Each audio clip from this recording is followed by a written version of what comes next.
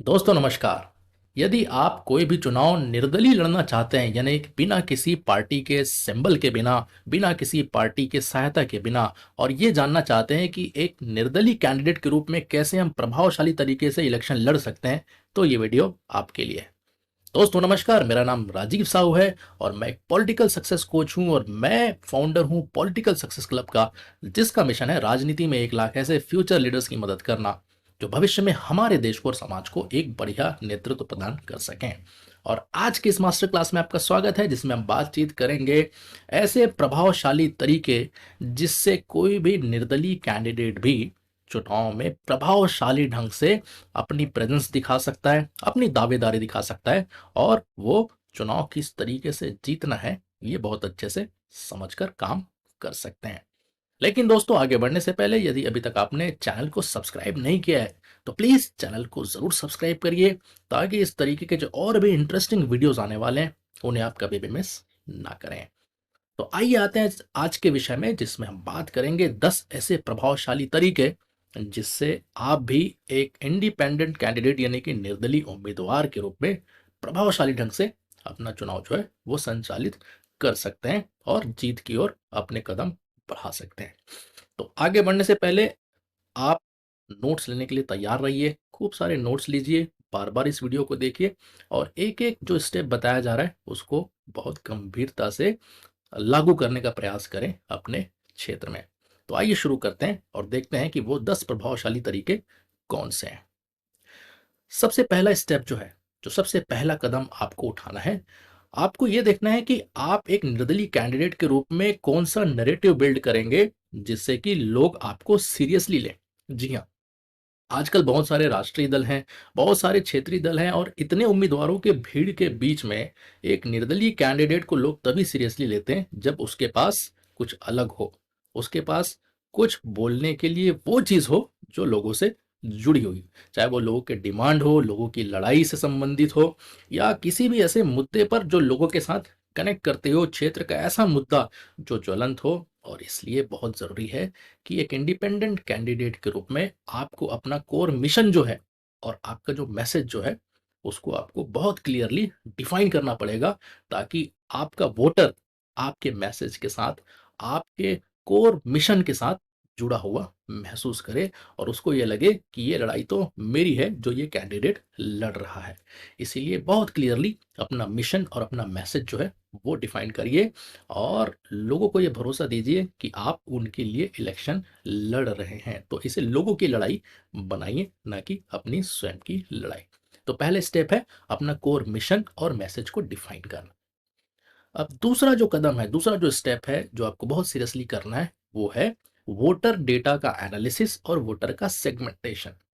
देखिए, किसी भी चुनाव में जीत हासिल करने के लिए आपको आंकड़ों की बहुत अच्छे से समझ होनी चाहिए कि आपके क्षेत्र में, आपके चुनाव क्षेत्र में जितने भी वोटर हैं, उस वोटर का जो डेटा एनालिसिस है वो आपको बहुत अच्छे से समझ आना चाहिए। इसका फायदा ये होता है कि आपको पता होगा कि क्लियरली आपको इलेक्शन जीतने के लिए कितने वोटों की जरूरत है, आपके प्रतिद्वंदी मैक्सिमम कितने वोट ले सकते हैं, और इस लड़ाई में आप कैसे उस विनिंग जो फिगर है वहां तक पहुंचे, और वो विनिंग फिगर तक पहुंचने के लिए आपको कितने वोटर्स की जरूरत होगी, कितने परिवारों की जरूरत होगी, कितने परिवारों तक आपको पहुंचना है, उनके साथ आपको संवाद स्थापित करना है। संवाद स्थापित करके आपको अपनी बात उन तक पहुंचानी है, अपनी बात मनवानी है, और वोटिंग वाले दिन उस पूरे परिवार को पोलिंग बूथ तक लाकर कैसे उनका वोट डलवाना है। तो जब हम डेटा एनालिसिस और वोटर सेगमेंटेशन की बात करते हैं तो ये बहुत ही टेक्निकल एनालिसिस होता है, जिसे हर एक कैंडिडेट को समझना बहुत जरूरी है। स्पेशली अगर आप निर्दलीय चुनाव लड़ रहे हैं तो आपके लिए तो बहुत अहम हो जाता है एक एक वोट के ऊपर आपकी समझ को बनाना और उन पर नजर रखकर उनको किस तरीके से आप अपने पक्ष में ला सकते हैं। तो दूसरा जो कदम आपको उठाना है वो है आपका वोटर जो है उसका डेटा एनालिसिस और वोटर सेगमेंटेशन। कितने युवा हैं, कितने महिला हैं, कितने पुरुष हैं, कितने अलग अलग रोजगारों से संबंधित है, कितने छात्र हैं, कौन से क्या काम करते हैं, अलग अलग क्षेत्र में रहते हैं। इस तरीके से आपको अलग अलग तरीके का डेटा जो है वो इकट्ठा करना पड़ेगा। तो ये हो गई दूसरी बात। तीसरा जो कदम, तीसरा स्टेप जो आपको उठाना है वो है सेंटीमेंट एनालिसिस यानी कि पब्लिक ओपिनियन, जनता की राय। आपको जनता के नब्ज को समझना है कि जनता क्या चाहती है, और आप अगर इस बात को समझने में कामयाब हो गए तो आप जनता के साथ जुड़ने में बहुत अच्छे से कामयाब हो पाएंगे।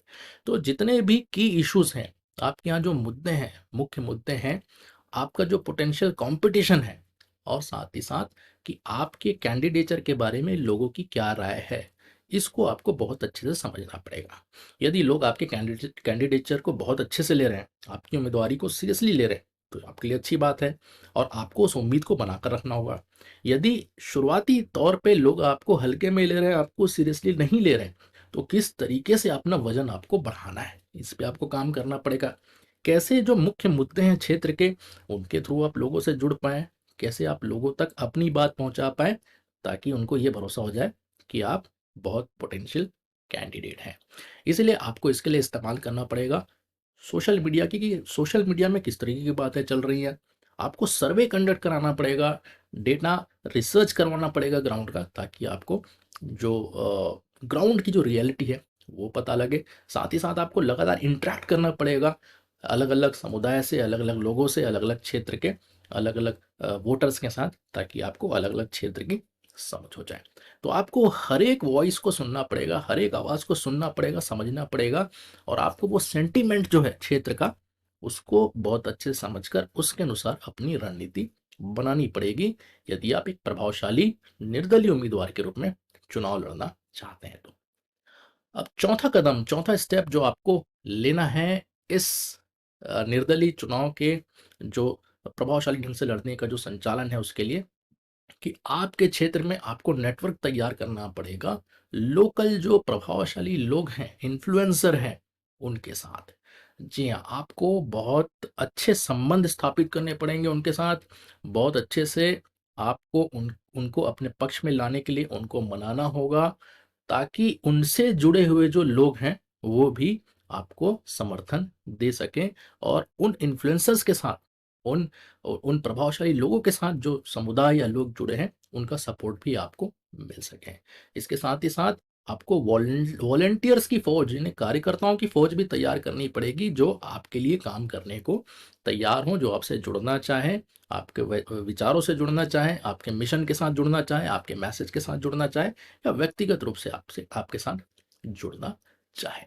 तो ऐसे लोगों को आपको आइडेंटिफाई करना पड़ेगा, चिन्हित करना पड़ेगा, उनके साथ 1 टू 1 मीटिंग करनी पड़ेगी, चाहे वो टीचर हों, डॉक्टर हों, गाँव के प्रतिष्ठित व्यक्ति हों, अलग-अलग जो रिलीजियस समुदाय होते हैं, उनके प्रमुख हों, यूथ एक्टिविस्ट हो सकते हैं, कम्युनिटी के लीडर हो सकते हैं, चाहे किसी भी प्रकार का उनका रुतबा हो, ऐसे लोग की आपको पहचान करनी पड़ेगी जिनके साथ लोग जुड़े हुए हैं, और उन लोगों को अपने साथ लेने के लिए आपको लगातार प्रयास करना पड़ेगा, उनको भरोसा दिलाना पड़ेगा कि हम जब एक साथ आएंगे तो और मजबूत होंगे, और आपका भी शासन जो है आपको दिखेगा जब हम चुनाव में जीत जाएंगे। तो आपको लोकल इन्फ्लुएंसर और साथ ही साथ वॉलंटियर्स को तैयार करना है क्षेत्र में। तो ये हो गई चौथा स्टेप। पांचवा स्टेप, पांचवा कदम जो आपको उठाना है एक निर्दलीय उम्मीदवार के रूप में, वो है कि वोटर आउटरीच प्लान। अब जब आपने आपने अपने क्षेत्र के वोटर्स को आइडेंटिफाई कर लिया है, चिन्हित कर लिया है, तो कैसे आप उन वोटर तक पहुंचेंगे, अपनी पहुंच कैसे बनाएंगे, किन किन माध्यमों से बनाएंगे, इसका आपको पूरा प्लान तैयार करना पड़ेगा। इसके लिए भी जो आपने डेटा एनालिसिस किया था वो काफ़ी काम आने वाला है। तो जहाँ जहाँ पे आपके हाई पॉकेट्स हैं, आपके समर्थन के लोग हैं, वहाँ पे आपको अलग तरीके की रणनीति अपनानी पड़ेगी। जहाँ जिन क्षेत्रों में आप कमज़ोर हैं, जहाँ आपकी पहुँच कम है, वहाँ आपको अलग रणनीति बनानी पड़ेगी। तो कुल मिलाकर आपको हर एक वोटर तक पहुँचने का जो रास्ता है और उसका माध्यम है, आप कहाँ पे सोशल मीडिया से पहुँचेंगे, कहाँ व्यक्तिगत रूप से पहुँचेंगे, कहाँ आपके जो समर्थन के लोग हैं वो जाएँगे, कहाँ आपके परिवारों के लोग पहुँच सकते हैं, कैसे आप वहाँ पे ऐसी टीम तैयार करेंगे जो सारे वोटर को बांध के रख सकें। इस तरीके से आपको वोटर तक पहुँचने का जो प्लान है, वो आपको बहुत अच्छे से तैयार करना पड़ेगा। तो सबसे बढ़िया जो तरीका होता है कि जितनी ज़्यादा से ज़्यादा जगह तक आप पहुँच पाएँ, जितने ज़्यादा से ज़्यादा जगह तक आप पर्सनली इंटरेक्ट कर पाएँ, उनको सुन सकें, देख सकें और अपना चेहरा, अपनी प्रेजेंस उनको दिखा सकें। इससे बहुत बड़ा भरोसा पैदा होता है चुनाव के समय कि कैंडिडेट हमारे पास आया था, हमने कैंडिडेट को देखा या उसकी बात सुनी। तो हर एक वोटर तक आपको पहुंचने का प्रयास करना पड़ेगा, ये आपको ध्यान में रखना होगा। छठवां जो स्टेप है वो है कि आपको एक बहुत मजबूत बूथ मैनेजमेंट की स्ट्रैटेजी जो है वो अपनानी पड़ेगी। जैसा कि मैंने कहा कि सबसे पहले तो आपको आंकड़ों में ये पता लगना चाहिए कि आपको कितने मैक्सिमम वोटों की ज़रूरत है चुनाव को जीतने के लिए। फिर आपको बूथ के हिसाब से, आपके क्षेत्र में जितने भी बूथ हैं उसके हिसाब से उस फिगर को कैलकुलेट करना पड़ेगा कि हर एक बूथ से मुझे कितने कितने वोट लाने हैं ताकि मैं इस मैजिकल फिगर को प्राप्त कर सकूं। तो इसके लिए हर एक बूथ में एक टारगेट सेट कीजिए और उस टारगेट को सेट करके कैसे उतने मतदाताओं तक पहुंचकर उन्हें राजी करके अपने पक्ष में मतदान करवाने के लिए वोटिंग वाले दिन पोलिंग बूथ तक लेकर आना है, ये पूरी रणनीति आपको बनानी पड़ेगी। इसके लिए आपको हर एक बूथ में आपके साथ काम करने वाले बूथ कमेटी तैयार करना पड़ेगा, अपने पोलिंग एजेंट्स तैयार करने पड़ेंगे ताकि ये लगातार बूथ में आपके वोटर्स को आपके पक्ष में लाने का प्रयास करते रहें और आपके जो पोलिंग एजेंट्स हैं वो इंश्योर कर सकें कि पोलिंग वाले दिन आपके पक्ष में मतदान सुचारू रूप से और सही तरीके से हो। तो ये हो गया छठवां स्टेप। सातवां जो स्टेप है, सातवां जो कदम आपको उठाना है वो है आपका सोशल मीडिया और डिजिटल आउटरीच। देखिए आज के ज़माने में यदि आप इलेक्शन लड़ना चाहते हैं तो सोशल मीडिया पे आपको बहुत ज़्यादा ध्यान देने की आवश्यकता है। सोशल मीडिया एक ऐसा हथियार है, एक ऐसा टूल है जो आपके पक्ष में माहौल बना सकता है। यदि आप ग्राउंड पे भी उतनी मेहनत कर रहे हैं तो उसको मल्टीप्लाई कर सकता है। ये नहीं कि सिर्फ सोशल मीडिया से आप इलेक्शन जीत जाएंगे, लेकिन अगर आप मेहनत कर रहे हैं आपने बहुत अच्छी स्ट्रैटेजी प्लान की हुई है, आप उस स्ट्रैटेजी के हिसाब से काम कर रहे हैं, आपके पास एक बहुत अच्छा मिशन है, मैसेज है, तो सोशल मीडिया उसको कई गुना तक आपके पक्ष में बढ़ाने की काबिलियत रखता है। तो आपके आपके जो काम है, आपकी जो बातें हैं, वो जब ज़्यादा से ज़्यादा लोगों तक पहुंचती है, मोबाइल के माध्यम से जब लोग उसे देखते हैं तो आप पर भरोसा पैदा होता है और साथ ही साथ वो आपको लगातार जब देखते हैं तो आपके कैंपेन से प्रभावित होकर आपके पक्ष में वोट डालने के लिए भी तैयार हो जाते हैं। तो आपके जो भी डेली के कार्यक्रम हैं, मीटिंग्स हैं, आपकी जो भी बातें, उसके डेली अपडेट्स जो हैं वो सोशल मीडिया में होने चाहिए। आपने क्या क्या अचीव किया है अपने पॉलिटिकल जर्नी में, इसके बारे में लोगों को एजुकेट करिए और साथ ही साथ लोगों के यदि सवाल हों तो वो भी आप सोशल मीडिया के माध्यम से उनसे सवाल जवाब कर सकते हैं और उनका जवाब दे सकते हैं। और आप लोगों से अनुरोध कर सकते हैं, आग्रह कर सकते हैं, प्रार्थना कर सकते हैं सोशल मीडिया के माध्यम से कि ज़्यादा से ज़्यादा तादाद में वो आपसे जुड़े और आपको सहयोग करें। तो सोशल मीडिया के लिए भी एक बहुत बेहतरीन आपको प्लान तैयार करना पड़ेगा यदि आप एक प्रभावशाली निर्दलीय उम्मीदवार के रूप में चुनाव लड़ना चाहते हैं तो। फिर आठवां जो कदम है, आठवां जो स्टेप है वो है कि strong communication framework public speaking के लिए, यानी कि जब आप भाषण दें, जब आप लोगों से वार्तालाप करें, चुनावी दौरे के समय जब आप भाषण देंगे, लोगों से बात करेंगे, तो इसका एक बहुत प्रभावशाली फ्रेमवर्क आपके पास होना चाहिए। क्योंकि निर्दलीय उम्मीदवार को या तो लोग जब बहुत इज्जत देते हैं तो उनको बहुत सीरियसली लेते हैं, या जब आपके पास कहने के लिए ऐसा कुछ होता है कि जो बाकी के आपके प्रतिद्वंदी जो हैं वो ना ना कह पा रहे हो, या पब्लिक स्पीकिंग में आप उनसे भारी पड़ रहे हो, तो लोग आपके भाषण सुनने के लिए काफ़ी इंटरेस्ट लेंगे और आपके भाषणों को सुनने के लिए लोग काफ़ी तादाद में आपके पास आएंगे।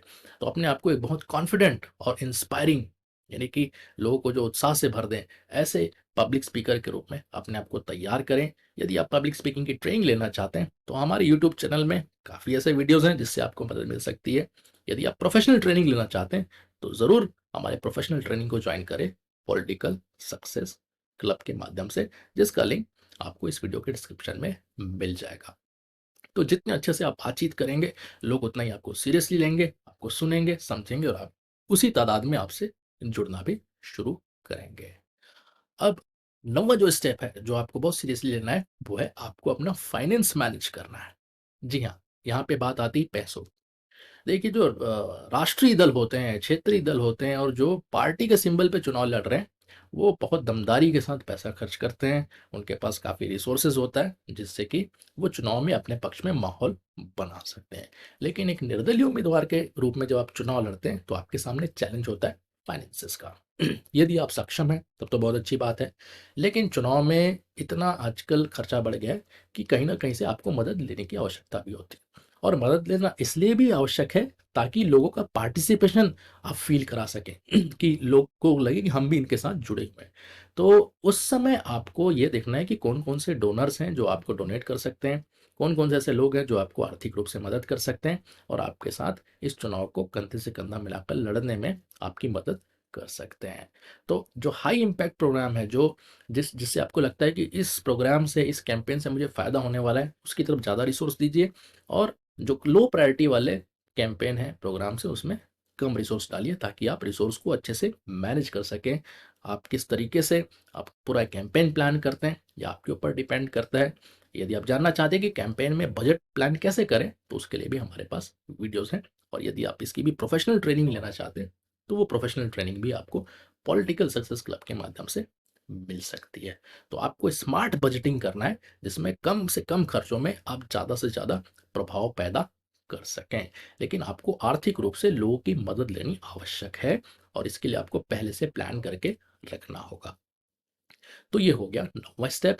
10वां और आखिरी स्टेप है कि आपको ग्राउंड पे ज़्यादा से ज़्यादा विजिबिलिटी के लिए और कैनवासिंग के लिए आपको बहुत अच्छा एक कैंपेन प्लान करके रखना होगा, जिससे कि आप ज़्यादा से ज़्यादा क्षेत्रों को कवर कर सकें, हर एक क्षेत्र में अपनी पहुंच बना सकें, हर एक क्षेत्र में अपनी आवाज़ पहुंचा सकें, हर एक मतदाता तक अपना मैसेज पहुंचा सकें।